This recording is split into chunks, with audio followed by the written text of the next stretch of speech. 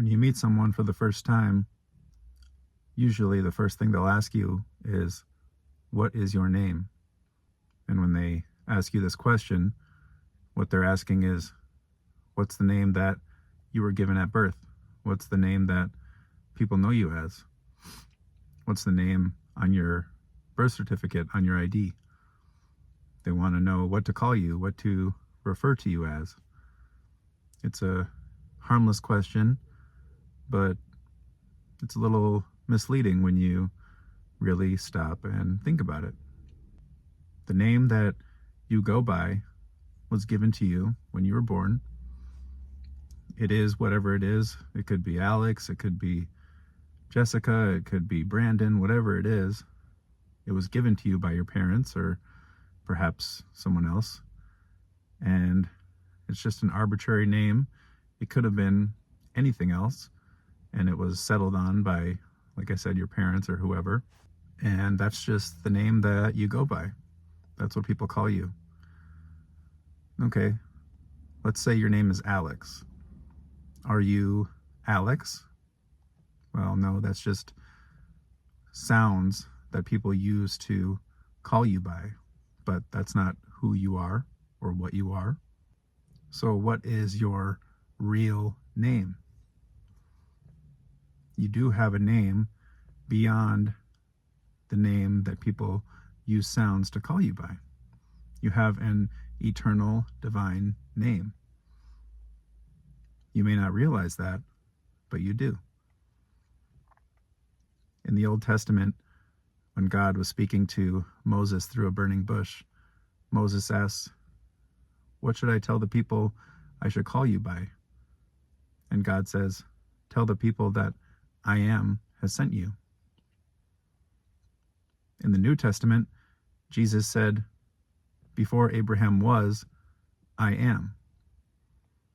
I am is not only one of the most powerful phrases you can utter, it's also your true name. People say, "I am this and I am that" all the time. But is it really true?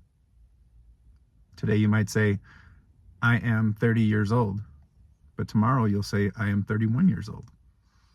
Today you might say, "I am really, really tired," but you might take a nap and say, "I am really, really refreshed right now." Whatever thing you add on to "I am" can change and will change. You can put endless additions onto "I am." But the only thing that is truly eternal and unchanging is the "I am." Everything else is fluctuating and changing and different all the time. The only thing that is constant is the "I am." Any labels, any temporary things you add onto it are not truly what you are. So think about the phrase "I am." I am simply means I exist. I am being. You don't have to add anything onto it. It's already complete, just as it is. I am. I am what? I am. There's nothing that needs to be added onto that. It's perfect as it is. I am. I exist. Now, if I say that I am, and you say that I am, or I guess you would say you are, but we both say I am. So what makes us different? Well, I am Brandon and you are Alex. But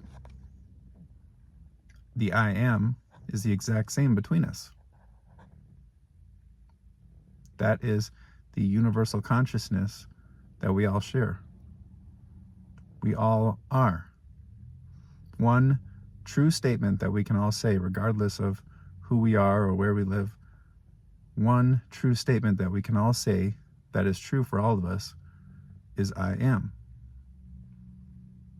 It's really beautiful because we tend to get so lost in our identities and who and what we are and who and what we think we are. We look for our identities in various things. I am rich. I am tall. I am in wonderful shape. But these are all temporary, fleeting, changing things that if you try to stake your identity in them, they'll fade away. They won't last. What's the one thing that you can stake your identity in, that you can stake yourself in, that won't fade away, that won't last? I am. Now, what about when you die? Does the I am cease? Well, the body might cease. The personality might cease. The separate self might cease.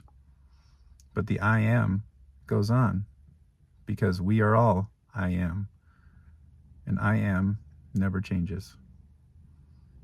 So today, whatever you go through, whatever you're thinking about, remember, I am. Peace.